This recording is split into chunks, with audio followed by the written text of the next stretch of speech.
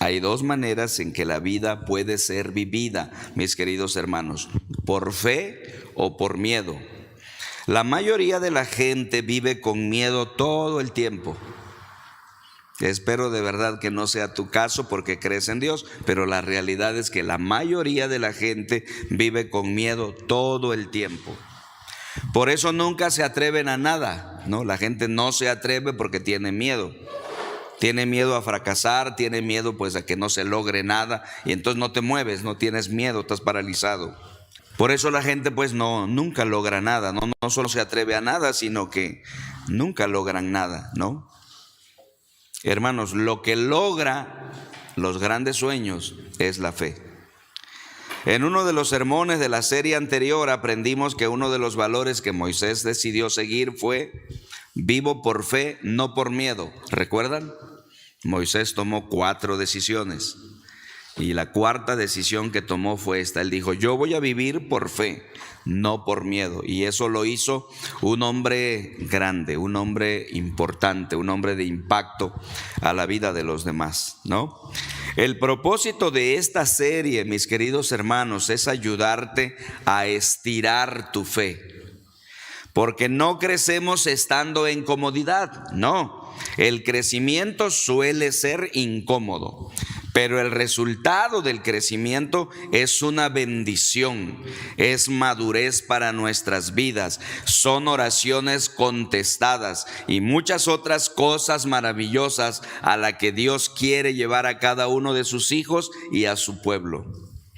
La Biblia dice en Hebreos 11:6, miren otra vez el texto detenidamente, por favor. Dice: sin fe es imposible agradar a Dios.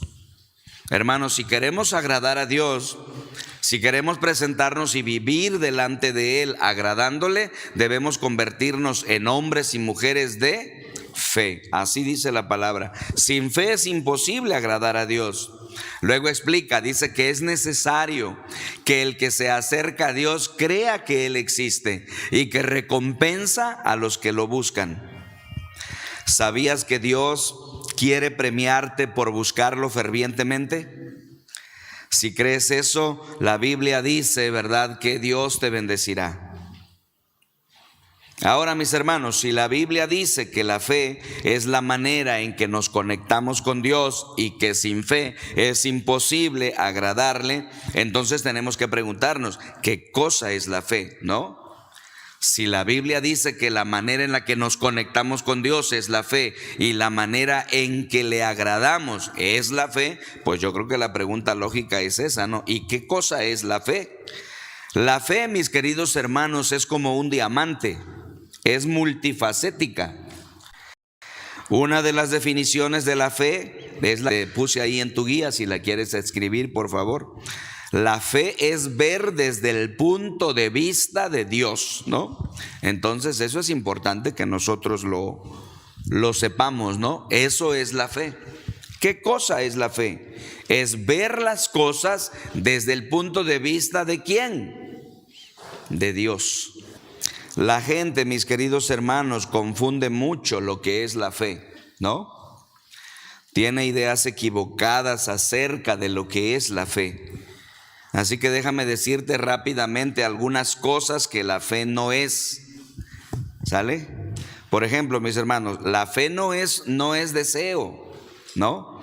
Tú puedes desear algo, puedes esperar algo, puedes orar por algo. Sinceramente deseas y anhelas algo, pero eso no significa, ¿verdad?, que eso sea la fe.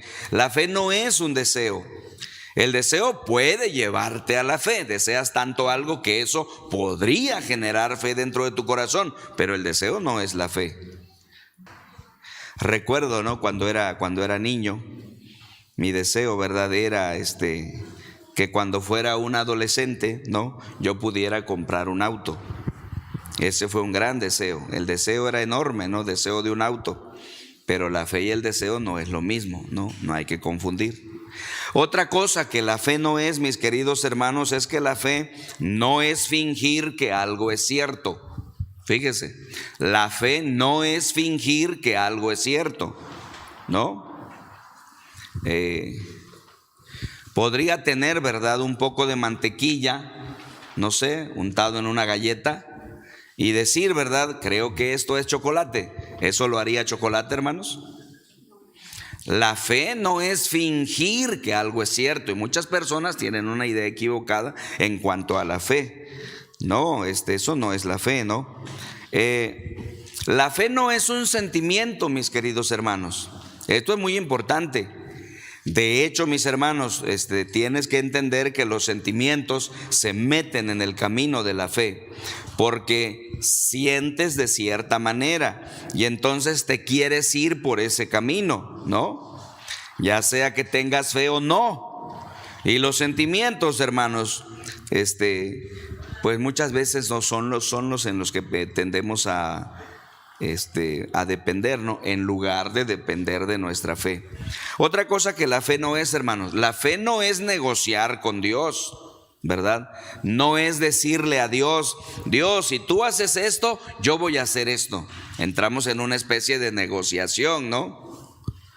Dios no es ningún negociante. Señor, si tú haces esto, entonces yo haré esto. No, eso no es fe. Vamos a ver, mis queridos hermanos, lo que la fe realmente es, ¿no? Este fin de semana vamos a ver el hecho de que la fe es una forma de ver, ¿no? Fe, mis hermanos, es una manera de ver. Es ver desde el punto de vista de Dios, cómo Dios ve las cosas, cómo Él ve todo. Eso es la fe, ¿no? La Biblia dice en Hebreos capítulo 11, versículo 1, miren lo que dice. Ahí lo tenemos en la pantalla, pero también está en sus guías.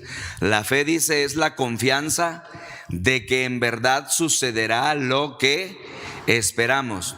Es lo que nos da la certeza de las cosas que no podemos ver. ¿Te das cuenta? Fe es la confianza de que sucederá lo que esperamos. Eso que esperamos que va a suceder, confiamos en que sucederá. Eso es la fe. Es la certeza, dice, que nos da es lo que nos da la certeza de las cosas que no podemos ver. Hay cosas que no podemos ver, las vemos con los ojos de la fe ya realizadas, aunque todavía no existen. Así es como Dios ve las cosas, hermanos, y eso es la verdadera fe. Fe es ver las cosas como Dios las ve. La Biblia dice, mis hermanos, que la fe es una forma de ver. Ahora, ¿estás de acuerdo con que siempre hay más de una manera de ver las cosas?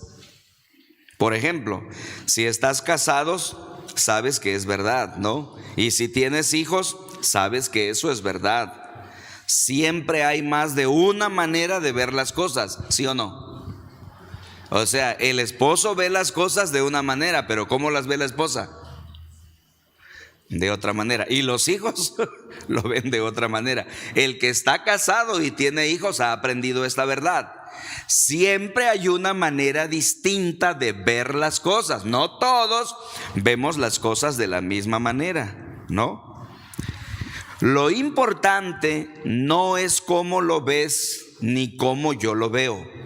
Esto es muy importante, por ejemplo, para los matrimonios y las familias. Escuchen, para solucionar conflictos, para mejorar las relaciones. Lo importante no es cómo yo veo las cosas como esposo o padre. Lo importante no es cómo tú ves las cosas como esposa o madre. Lo importante no es cómo tú ves las cosas como hijo. No, lo importante es cómo Dios ve las cosas. Y cuando la ves desde el punto de vista de Dios, estás actuando en fe. ¿Qué tal? Mis queridos hermanos, en Efesios 1:18, no nos cupo, pero voy a pedir a mis hermanos que nos lo pongan en la pantalla, por favor. Miren lo que dice el apóstol Pablo en Efesios 1:18, preciosa la palabra de Dios, porque las verdades que se nos revelan son tremendas. ¿Qué dice el apóstol Pablo?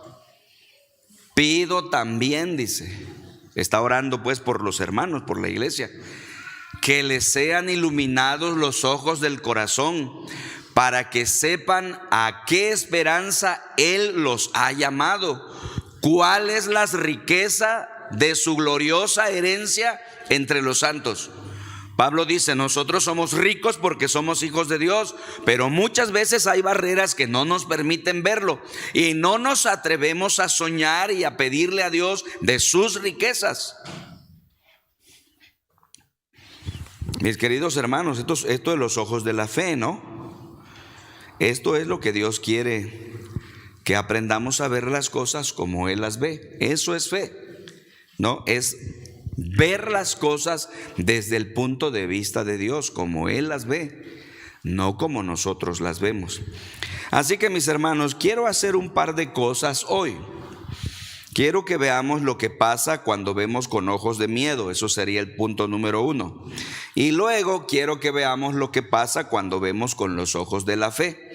De esa manera aprenderemos a contestar la pregunta del título del mensaje: ¿qué sucede cuando tienes fe? Entonces, acompáñenme en primer lugar, ¿no? ¿Qué sucede cuando vemos con ojos de miedo? Vamos a ver eso primero, ¿no? ¿Se acuerdan que dije en la introducción que hay dos maneras en que la vida puede ser vivida? Puede ser vivida, ¿verdad?, con fe, o puede ser vivida con miedo. Veamos entonces en primer lugar, ¿qué sucede cuando vemos con ojos de miedo? Bueno, pues suceden varias cosas, mis hermanos. Les quiero compartir 5 cosas que suceden, que tal vez te están sucediendo, no te das cuenta, pero quiera Dios que si te están pasando, si me están pasando, empiece yo a trabajar en Dios para desecharlo de mi vida, ¿no? Voy a compartirles 5 cosas que suceden cuando vemos con ojos de miedo. Ahora, ¿de dónde va a sacar eso, pastor? Bueno, quiero sacar eso, mis hermanos, de una historia tan conocida en la Biblia, ¿no? Dice ahí entre paréntesis Números 13 y 14, ¿no? Espiando la tierra prometida. Bueno, ayer fuimos a espiar, ¿no? A espiar, perdón, la tierra prometida, ¿no? Y bueno, rápidamente, mis hermanos, algunos inclusive han leído la historia. Escuchen, en el peregrinaje del pueblo cuando salieron de Egipto, ¿no? Y se fueron rumbo a la tierra prometida, llegaron a un punto en donde tuvieron que hacer una parada. La Biblia dice que ese lugar se llamaba Cades. Cades, de hecho pueden después ustedes ver el mapa y Cades siempre se identifica, no es un lugar, allí acamparon. Y entonces, como una medida de seguridad, Moisés nombró 2 espías, ¿no? Para que fueran a ver la tierra, fueran a revisarla, digamos, y luego les pidió que trajeran un informe, que trajeran evidencia de que si la tierra era buena como Dios les había dicho o no. Y entonces fueron 2 espías para revisar la tierra, ¿no? Entre esos 2 espías fueron 2 personas conocidas, ¿no? 2 hombres que después llegaron a ser importantes, ¿no? En el proyecto de Dios. ¿Alguien sabe el nombre de estos personajes? Porque tal vez han leído la historia. Josué y Caleb, ¿no? Pero eran 2 espías y fueron a ver la tierra. Y regresaron, ¿verdad? Y entregaron el informe. Y esto es lo que informaron. Esto es fascinante. Después quiero que lean, por eso les puse ahí con toda calma Números 13 y 14, ¿no? Y vean todo el contexto, porque es una historia fascinante, ¿no? De hecho, se han hecho películas de eso, ¿no? Los espías, ¿no? Cuando ellos regresan, mis queridos hermanos, 10 espías dicen que la tierra es buena, pero que no van a poder conquistarla, porque los habitantes de la tierra son mejores que ellos. Dice que son gigantes. Los vimos, dice, hacia arriba y parecemos hormigas. No podremos tomar la tierra. Es buena la tierra, pero no la vamos a poder conquistar. Y 2 hermanos de los 2 espías que fueron, o sea, Josué y Caleb, trajeron un reporte distinto, ¿no? Josué y Caleb dijeron: la tierra es buena, fluye leche y miel, y sí la podremos conquistar. Es cierto que hay guerreros y que algunos son grandes, pero pues no los vamos a cargar, ¿no? Entonces, hermanos, vemos, hermanos, este informe, ¿no? Y en este incidente, mis queridos hermanos, Dios nos enseña algunas lecciones tremendas, ¿no? ¿Qué sucede, mis hermanos, cuando vemos con ojos de miedo? 10 vieron con ojos de miedo, 2 vieron con ojos de fe. ¿Qué pasa, mis hermanos, cuando vemos con ojos de miedo? ¿Qué nos enseña esta historia? 5 cosas, si lo quieres anotar ahí. Número 1, la primera cosa, exageramos nuestras dificultades. Es lo primero que hacemos cuando vemos con ojos de miedo.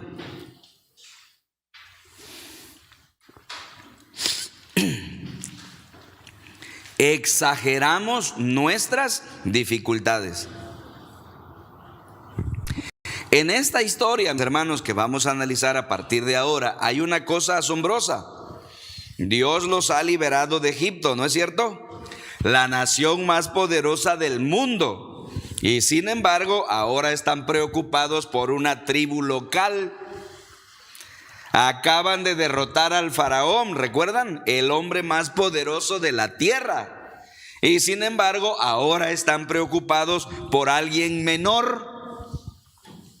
¿Qué tan rápido, mis hermanos, olvidamos, no es cierto? Cuando ves tus problemas con ojos de miedo, estos se hacen enormes. Cuanto más ves en tus problemas, se ven cada vez más grandes.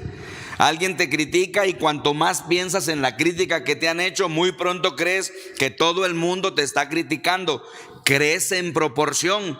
Hermanos, cuando vemos con ojos de miedo los problemas y las dificultades, se hacen enormes y pensamos que no los podemos vencer.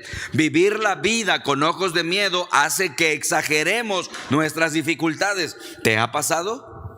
¿Te está pasando? Miren lo que dice Números 13, 27 y 28.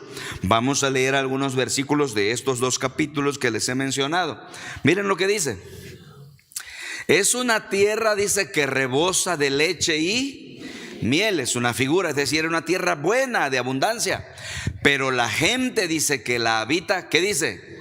Es fuerte. Las ciudades son fortificadas y muy grandes. Incluso vimos allí a los descendientes de Anac. Aprendan esto. ¿Saben quién es Anac?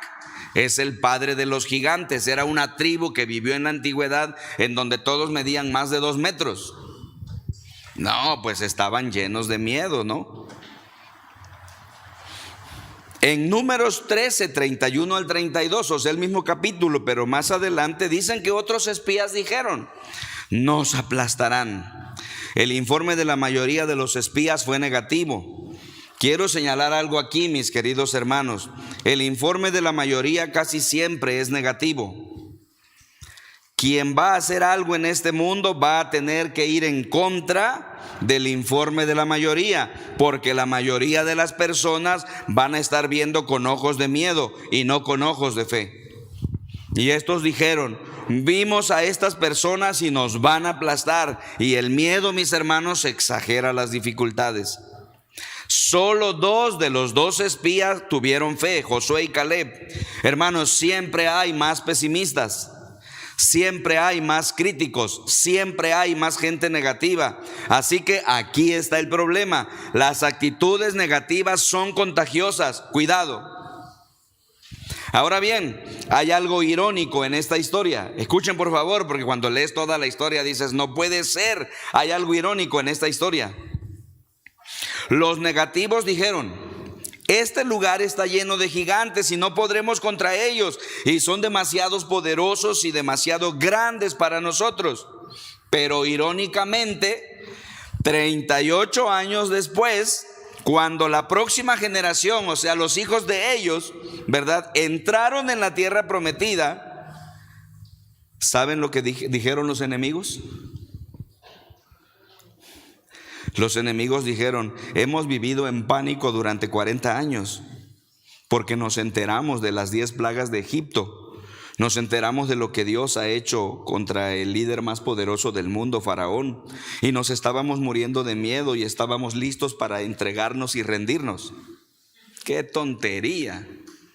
Los que van a conquistar piensan que aquellos son mejores, y aquellos que son mejores piensan que los mejores son ellos. ¡Qué tontería! Eso es lo que produce el miedo. Exageramos nuestras dificultades. ¿Qué sucede cuando vives con miedo? Cuando tus ojos son ojos de miedo, exageras los problemas, exageras las dificultades, y así no puedes avanzar, no puedes tener la victoria que Dios tiene preparada para ti. ¿Te das cuenta? Número 2, hermanos, rápidamente, porque hoy tenemos mucha información valiosa. Subestimamos nuestras habilidades. Miren.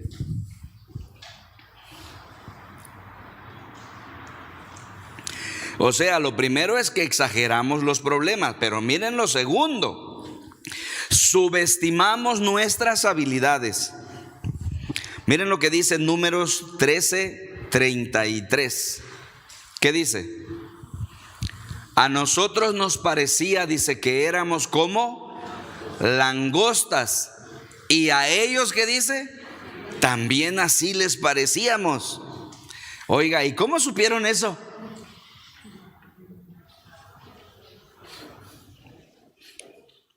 Nosotros, dice, somos como insectos, somos un montón de bichos en comparación con esos tipos. Nos van a comer para el almuerzo. No podemos hacer eso. Y luego nota, por favor, que dijeron, ¿verdad? A nosotros nos parecía que éramos como langostas. No, esa es la propia imagen que tienen de sí mismo.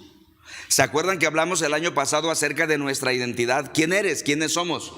Y a veces la gente fracasa y la gente se derrota porque la imagen que la gente tiene de sí mismo es una imagen demasiado pequeña, ¿verdad? A nosotros nos parecía que éramos como langostas. Pues ¿cómo vas a decir eso? No, es que así somos nosotros, somos muy pequeños. Ahora ellos dicen, y a ellos también dice, así les parecíamos, ¿no? O sea, no solo ellos se ven a sí mismos así, sino que piensan que los demás los ven también así, a ellos, ¿no? Pero la pregunta es, ¿no? ¿Cómo saben cómo el enemigo los ve? No lo sabían. Hay una palabra para eso, ¿no? ¿Saben cómo se llama eso en psicología? Se llama proyección. Tiendes a proyectar tus temores en todo el mundo, a tu alrededor. Y eso es lo que están haciendo aquí. Están proyectando sus miedos. Han sido esclavos durante ¿cuántos años? 400 años. Y han sido libres apenas, ¿verdad? Pues unos pocos años, ¿no? Pero ellos todavía mentalmente están esclavizados. Y la condición, ¿verdad?, es que todavía se ven a sí mismos como inútiles. Aún se ven a sí mismos como esclavizados. Ellos están esclavizados no por un faraón ahora. Están esclavizados por sus propias ideas, por su propia imagen, por un autoconcepto que tienen de ti mismo. ¿Te das cuenta dónde nos lleva esta serie? Esta serie quiere que rompamos esos moldes y creamos en la bendición que Dios puede darnos porque somos sus hijos.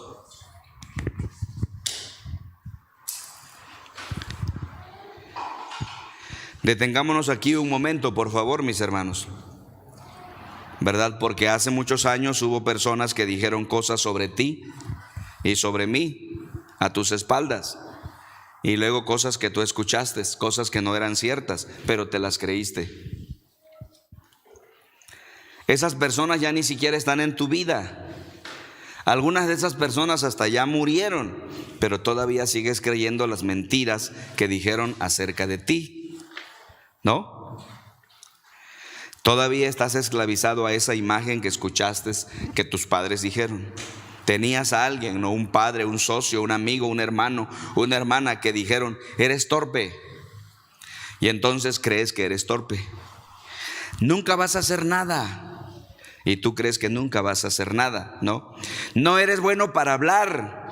Y así sucesivamente dijeron esas cosas, ¿no? O sea, ya no estás en Egipto, pero vives como si siguieras estando allí. No sé si me estoy explicando, hermanos, pero me estoy esforzando. Mire, a nosotros nos parecía que éramos como langostas. ¿Qué te pareces a ti mismo? ¿Qué te pareces que eres tú mismo para ti mismo? ¿Eres una langosta? Ven que a veces digo en son de broma que hay personas que dicen, no, yo soy una cucaracha. Bueno, acá está un poco más eufemístico. ¿Cómo dice acá? Langosta. Yo tal vez soy un poquito más crudo, ¿no? Yo soy una lagartija con patas. Soy una mosca pegada en la pared. Así nos vemos a nosotros mismos. ¿A dónde vamos a ir? ¿Qué tierra vamos a conquistar? ¿Qué vamos a lograr, hermanos? Así no se logra nada. Necesitamos dejar de ver con ojos de miedo y aprender a ver con ojos de fe. Bendito sea el Señor y su preciosa y santa palabra. Ya deja de minimizarte a ti mismo. Eres hijo de Dios. No tienes idea de lo que Dios puede hacer a través de ti si tienes fe. Número 3, hermano, rápidamente, por favor, porque está tremendo esto. Número 3, nos desanimamos. Esa es la tercera cosa que sucede cuando vemos con ojos de miedo.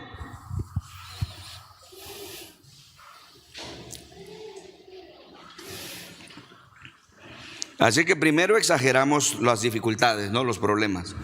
Luego subestimamos nuestras propias habilidades a nosotros mismos.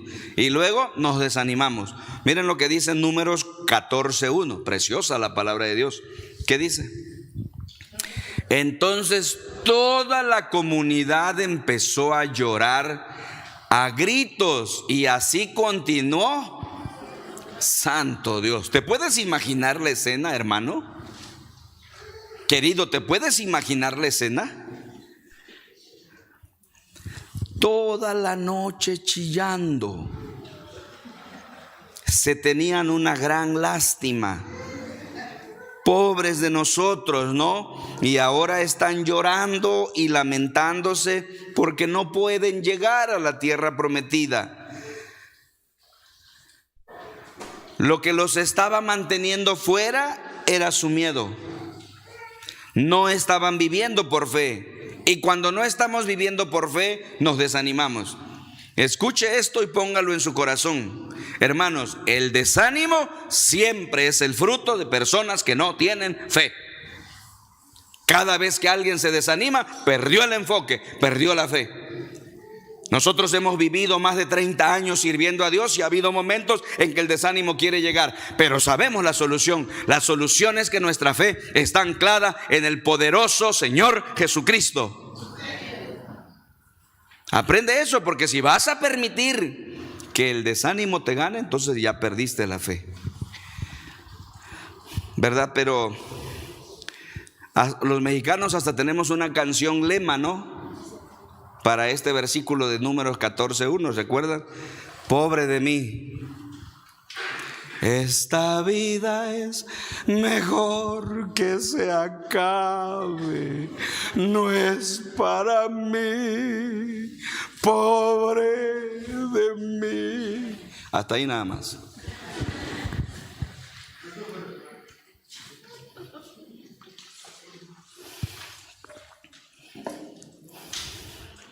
Y número 4, mis queridos hermanos, si avanzamos un poquito, empezamos a quejarnos de nuestra vida, ¿no?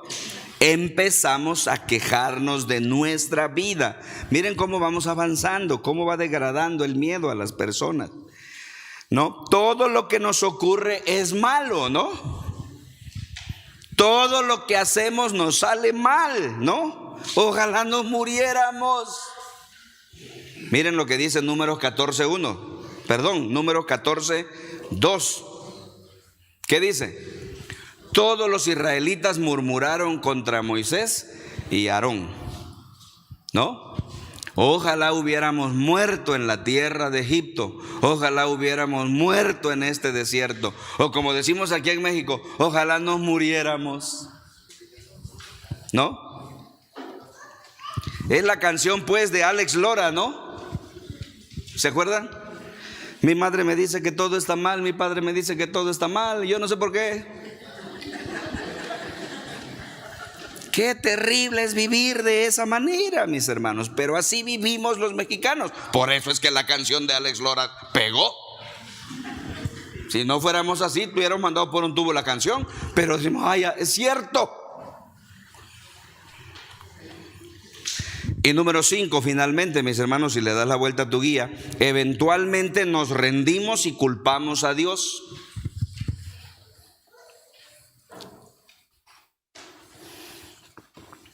Miren lo que dice en Números 14:3.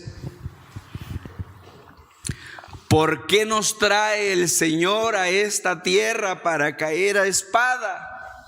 ¿No sería mejor que nos volviéramos a Egipto? ¿Qué están diciendo, hermanos queridos?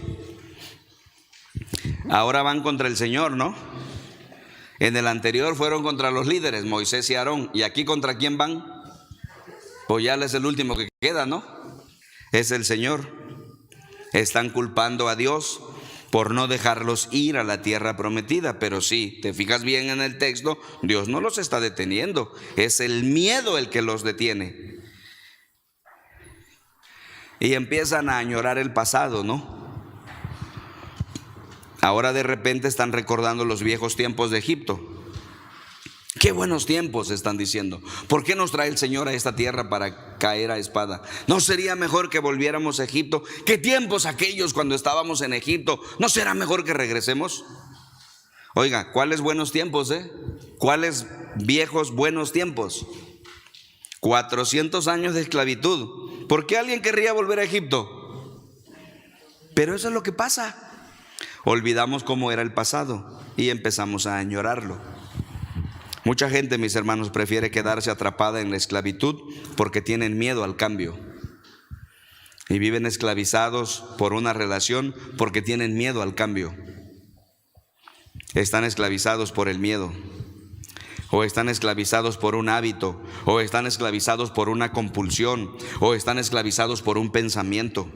No les gusta, pero al menos es predecible lo que va a ocurrir. Sé que es una mala situación, pero al menos es predecible. Sé que va a pasar en esa situación.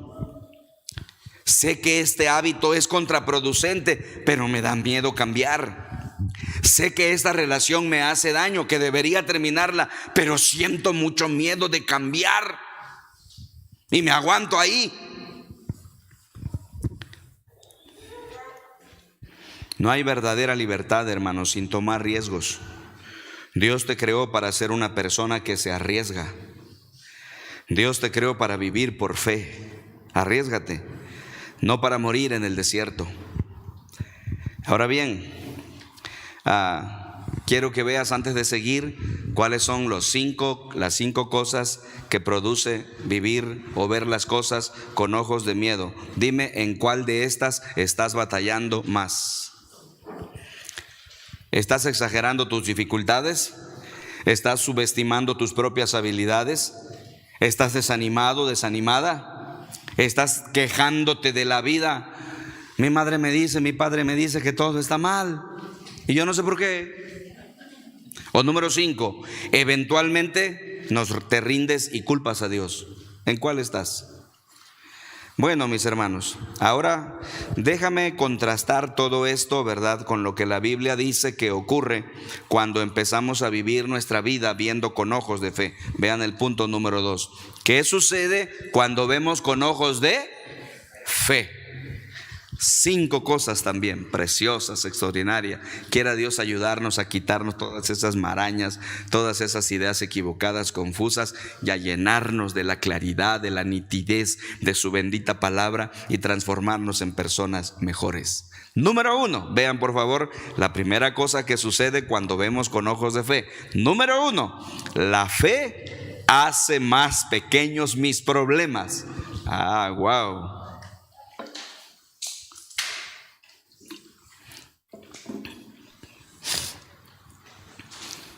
La primera cosa que sucede cuando empiezo a mirar las cosas desde el punto de vista de Dios es que mi problema se hace más pequeño. Te da una nueva perspectiva. Verás, ¿verdad? Cuando ves tu problema desde la perspectiva de Dios, ¿verdad? Entonces todo se vuelve mucho más manejable. Si tienes un gran Dios, entonces los problemas son pequeños. Si tienes un pequeño Dios, entonces los problemas son grandes. Tal vez han oído este popular refrán, ¿verdad?, que ya es popular entre los cristianos, ¿verdad? No le digas a Dios cuán grandes son tus problemas. Dile a tus problemas cuán grande es tu Dios. Miren lo que dice Génesis 18:14, preciosa la palabra. ¿Qué frase, hermanos? ¿Alguien quiere contestarla? ¿Cómo dice? ¿Existe algo demasiado difícil para el Señor? ¿Cuál es la respuesta? Nada. ¿Existe algo demasiado difícil para Dios, hermanos? ¿Hay algo que Dios no pueda hacer? No puede, hermanos, Dios hacer que construyamos ese proyecto para que su palabra se difunda por toda la tierra. ¿Es imposible para Él? Y miren lo que dice Lucas 1:37. O sea, te puse un texto del antiguo y te llevo cientos de años después al nuevo. Y miren lo que dice Lucas 1:37, como contestando, no, miren cómo la Biblia está conectada, como contestando la pregunta anterior que dice: para Dios, dice, nada es imposible. Ese es nuestro Padre, ese es nuestro Dios, es en quien ponemos nuestra vida y nuestra confianza, por el cual vivimos y a quien seguimos. Bendito sea tu nombre, Padre. ¿Te das cuenta? Esto es lo primero que produce cuando vemos con ojos de fe. Creo que deberías quitar de tu diccionario la palabra imposible. El pastor Rick dice que literalmente agarró su diccionario, el que tiene en su estudio, en su biblioteca, encontró la palabra imposible y la borró. Sería bueno que hiciéramos eso esta semana, ¿no? Sería tremendo, impactante. Que fueras a tu diccionario y en tu casa juntaras a tus hijos. Vamos a eliminar la palabra imposible de nuestro diccionario. Sería no olvidarían eso en su vida. Hermanos, la palabra imposible no debería estar en el pensamiento y en el lenguaje de los hijos de Dios, porque si somos hijos de Dios, nada es imposible. ¿Te das cuenta de lo que te estoy diciendo? Puedes hacer todo en el nombre de Dios. Con su ayuda y en su nombre puedes hacerlo todo, porque Dios no tiene nada imposible y es nuestro Padre. Número 2. La fe abre la puerta para un milagro.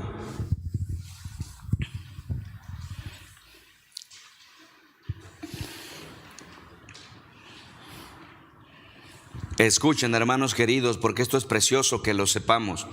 La fe puede mover montañas. Si estudias la Biblia y estudias historia, encontrarás que cada vez que Dios se mueve hacia la tierra, hace un milagro. Y es porque alguien en la tierra creyó.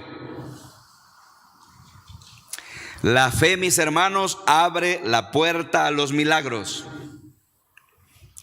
Miren lo que dice la palabra de Dios en Marcos 11, versículos 22 y 23.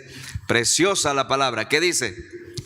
Jesús dijo a los discípulos: tengan fe en Dios. Les digo la verdad, ustedes pueden decir a esta montaña. ¿Cómo le decimos a la montaña? Levántate y échate al mar, y sucederá. Pero deben creer de verdad que ocurrirá y no tener ninguna duda en el corazón.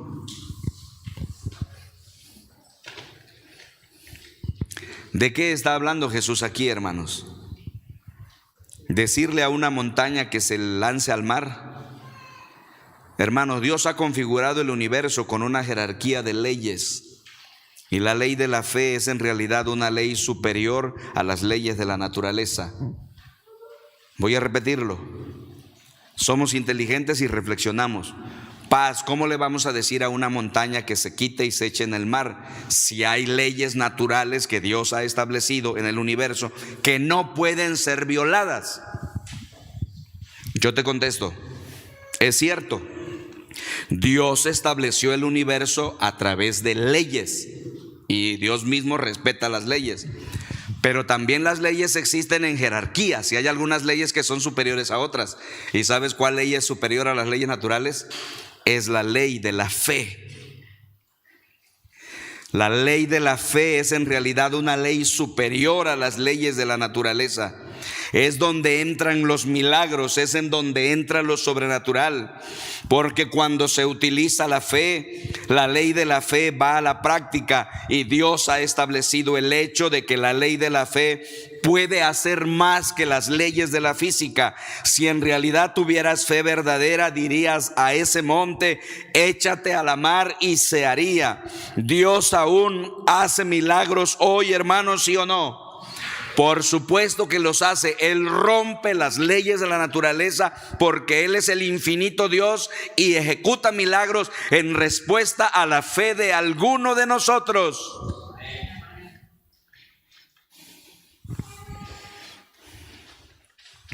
Una de las razones, hermanos, por las cuales estoy entusiasmado con esta serie es que durante esta serie vamos a experimentar muchos milagros. De hecho, ¿verdad? Ya llevamos algunos. Cada vez que estiras tu fe, Dios hace milagros. La pregunta es: ¿cuál es la montaña en tu vida? ¿Cuál es la montaña que es necesario echar de tu vida? ¿Cuál es esa cosa, verdad, que al mirarla te das cuenta que no se ha movido y no ha cambiado nada? ¿Cuál es la montaña en tu vida? La palabra de Dios dice que la fe abre la puerta para los milagros. ¿Estás viendo con ojos de fe o estás viendo con ojos de miedo? La fe hace más pequeños tus problemas y la fe abre la puerta a los milagros. Así dice la palabra. Número 3, la fe hace que Dios obre a mi favor. Qué tremenda verdad. Miren lo que dice. La fe hace que Dios obre a mi favor. Ahora bien, mis hermanos, esto no quiere decir que Dios se convierte en una especie de criado tuyo. No confundamos, por favor. ¿Verdad? Que Dios sea una especie de la lámpara mágica de Aladino, ¿no? O sea, cuando necesitas le frotas y ahí está Dios como tu sirviente para hacer tus antojos. No, no quiere decir eso. Pero mira lo que dice Mateo capítulo 9, versículo 29. Es preciosa la palabra de Dios. ¿Qué dice? Les dijo, esta es la voz de Jesús, ¿qué les dijo? Que se haga con ustedes conforme a su fe. Escuchen, hermanos, esta es una ley del universo. Se hace en tu vida, se hace en tu matrimonio, se hace en tu familia, en tu negocio, en tu empresa, en tu iglesia, en los proyectos de la iglesia. Se hace contigo y conmigo conforme a nuestra fe. Por eso esta serie quiere estirar nuestra fe, quiere sacudirnos para que nos demos cuenta cómo podemos hacerla crecer, para que se realicen a través de nosotros grandes sueños.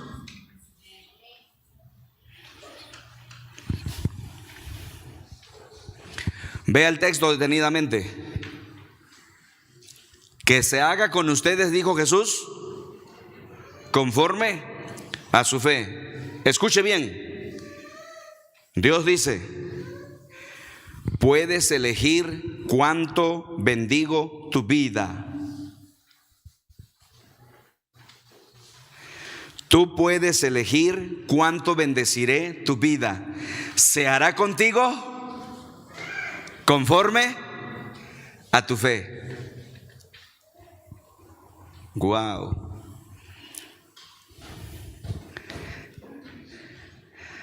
¿Quieres saber por qué Dios ha bendecido mi vida? No porque lo merezca, porque no lo merezco. No es porque sea más inteligente que los demás, porque no lo soy. O tal vez porque soy más guapo. Puede que en eso, ¿verdad? Claro que no. Dios ha actuado en mi vida porque yo espero humildemente que lo haga. Espero que use mi vida. Dios actúa en tu favor cuando tú esperas que lo haga. ¿Qué esperas de Dios? ¿Qué esperas que Dios haga en tu vida? ¿Le has dicho a Dios alguna vez qué esperas que Él haga en tu vida? Se hará con ustedes conforme a su fe. Escuchen bien. Si esperas que Dios haga poco en tu vida, ¿qué crees que va a hacer? Poco. Si esperas que Dios haga mucho en tu vida, ¿qué crees que va a hacer? Mucho. Pero si no esperas que Dios haga nada en tu vida, ¿qué crees que hará Él? Nada. ¿Te das cuenta del punto? Dice Dios, tú determinas cómo te voy a bendecir. ¿Qué es lo que esperas que Dios haga en tu vida? Por esta razón voy a presionar tu fe durante esta serie. Por esta razón voy a retarte y a desafiarte en esta serie. Porque quiero que tu fe sea estirada para la gloria de Dios. Se hará con ustedes conforme a su fe. Número, ¿qué sigue? 4. La fe libera las promesas de Dios. Miren lo que estamos diciendo. Estamos aprendiendo muchísimo. Es un conocimiento fascinante.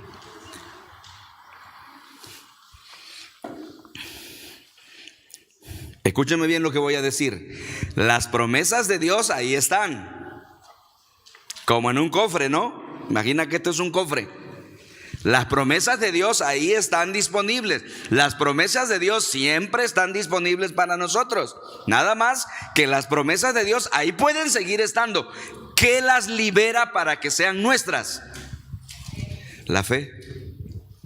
La fe libera las promesas de Dios. Hemos hablado de esto muchas veces aquí. Hay más de 7,000 promesas en este libro, mis queridos hermanos, en la Biblia. Más de 7,000 promesas son como cheques en blanco esperando ser reclamados. Si quieres ser una persona de fe, un hombre de fe o una mujer de fe, debes aprender a convertirte en una persona de promesas.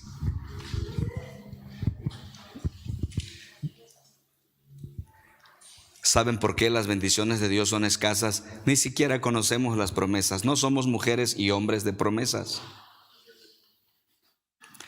¿Cuántas promesas de Dios sabes que podrías reclamar? Pues no sé ni siquiera lo que puedo reclamar. 1, 2, 3 promesas, pero son 7,000. Memoriza las promesas de Dios para que las puedas reclamar en tu vida cuando las necesites. Mira lo que dice 2 Corintios 1:20. Qué preciosa es la palabra del Señor, profunda y reveladora. ¿Qué dice? Todas las promesas que ha hecho Dios son sí en Cristo. Ahora, ¿qué quiere decir eso? Hermanos, todas las promesas que Dios ha hecho en su Biblia, en su palabra, en su escritura, son sí en Cristo. Hermanos, ese sí en Cristo es la condición, es la fe en nuestro Señor Jesucristo, es la confianza que ponemos en Cristo. Y cuando Dios ve tu fe profunda en Cristo, entonces Dios libera las promesas para ti.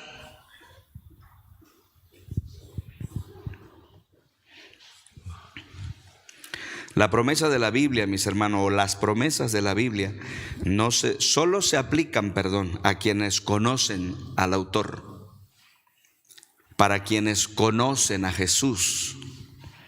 Todas las promesas son sí, pero solo en Cristo. Es decir, que la firma para que el cheque se me extienda es que yo tenga una relación con Cristo, es que yo conozca a Cristo, es que mi relación con Él es profunda. Entonces Dios ve eso y dice, esa persona tiene una excelente relación con Cristo, mis promesas serán para Él. Todas las promesas que ha hecho Dios son sí, pero en Cristo.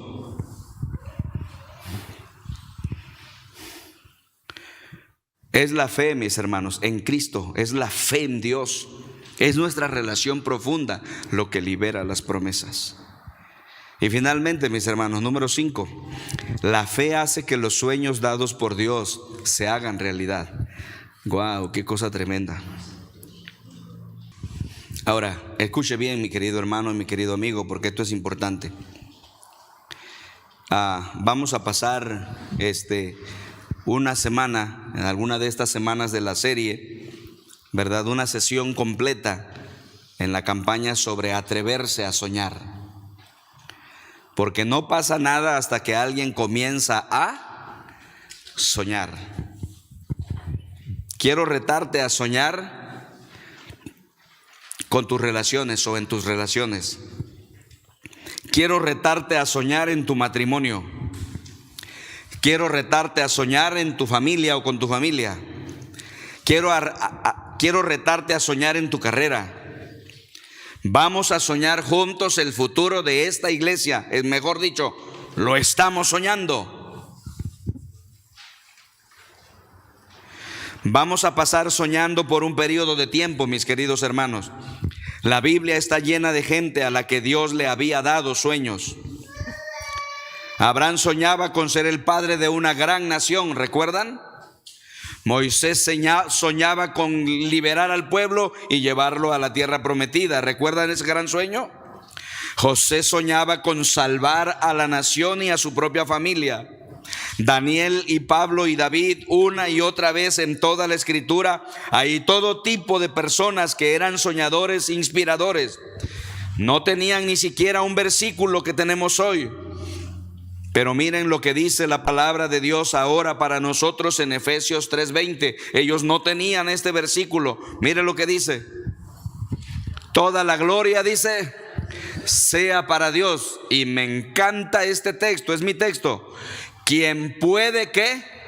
Lograr mucho más de lo que pudiéramos pedir o incluso imaginar mediante su gran poder que actúa en nosotros. Dicho de otra manera, imaginar es soñar. Dios puede hacer más de lo que tú sueñas que puede hacer. Dios es capaz de hacer más de lo que tú piensas que puede hacer. Dios va a sorprendernos. Él nos llevará más allá de lo que nosotros hemos soñado. Toda la gloria sea para Dios, quien puede lograr mucho más de lo que pudiéramos pedir o incluso imaginar mediante su gran poder que actúa en nosotros.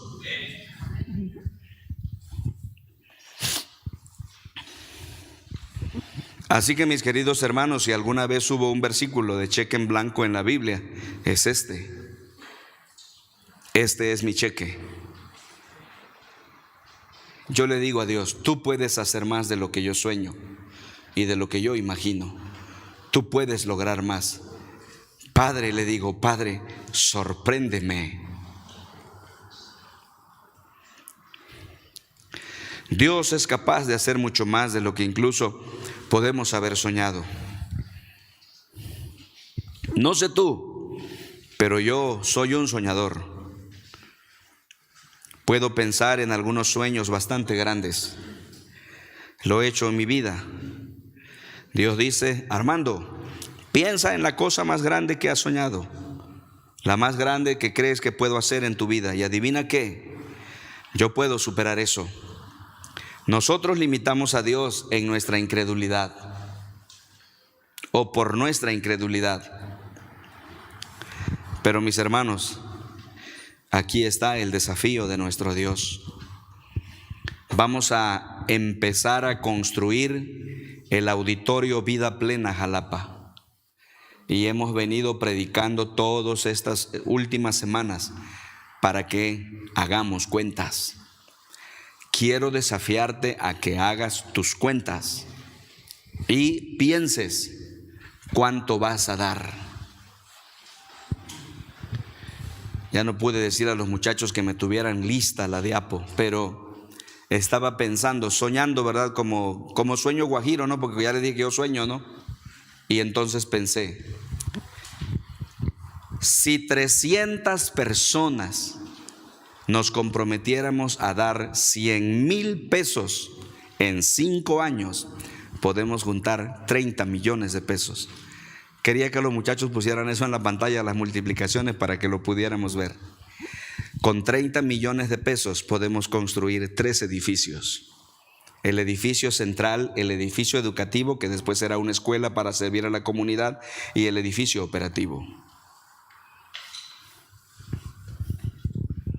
Ahora, si nos comprometemos a dar 300 personas 100,000 pesos en 5 años, podemos dar 20,000 pesos cada año. En 5 años, damos la meta.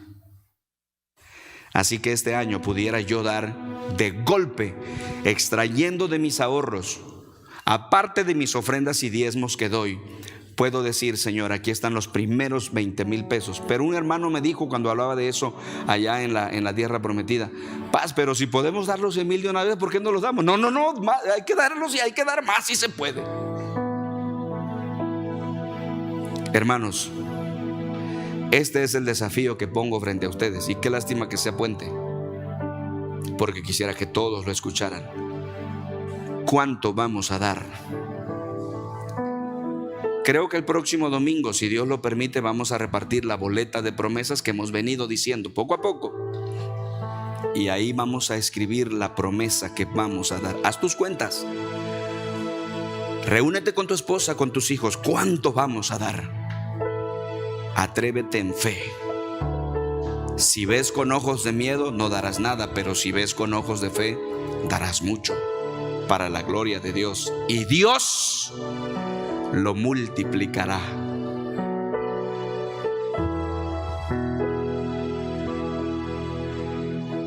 Ahora bien, la pregunta es: ¿cuánto vas a dar? Dios, su mano está con nosotros. Recibimos el terreno, hermanos, sin que nos costara un peso.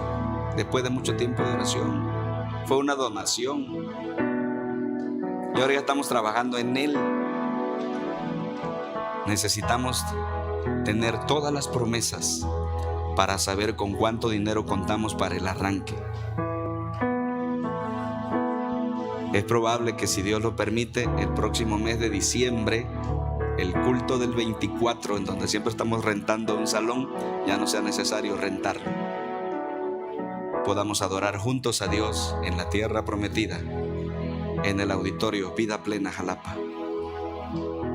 Y poco a poco, en los años sucesivos, seguiremos construyendo los demás hasta que ese lugar sea un lugar de ensueño para servir a las generaciones venideras. ¿Te gustaría ser parte de ese legado? Mi función como tu pastor es desafiarte. Quiero pedirte que hagas tus cuentas y el próximo domingo, o alguno de estos domingos, vamos a escribir y a entregar nuestras boletas de fe. De hecho, la boleta que vamos a recibir es como un cheque grande. Hicimos la imagen de un cheque grande, ¿no? Para que podamos escribir nuestros nombres y nuestras promesas. Dios nos está llevando hacia afuera para hacer su voluntad. Ahora bien, como te he dicho antes, tú no puedes reclamar las promesas de Dios a menos que conozcas al hombre que hizo las promesas, a la persona que hizo las promesas, al ser que hizo las promesas. Y esa persona se llama Jesucristo. Puede haber alguien, ¿verdad?, escuchando este fin de semana, quien todavía no ha caminado a través de la línea y entregado su vida a Cristo. Si no haces eso, no vas a obtener nada. Pero si cruzas la línea y le abres tu corazón a Jesucristo, entonces todas las promesas empezarán a ser tuyas, porque eso dice la palabra de Dios. Dice que son sí, pero en Cristo. Mira cómo dice Juan 3:16, el texto más famoso de la Biblia. Dice que Dios amó tanto al mundo que dio a su Hijo, a su único Hijo, para que todo el que crea en Él no se pierda, sino que tenga vida eterna. No ves lo que Dios está haciendo detrás del escenario. No puedes ver los milagros. No puedes ver las cosas poderosas que Él está haciendo. Tú no puedes verlo porque no estás en sintonía. No puedes ver sus promesas. Tienes que entregarle tu vida a Cristo hoy. Inclinemos nuestros rostros, hermanos, y oremos.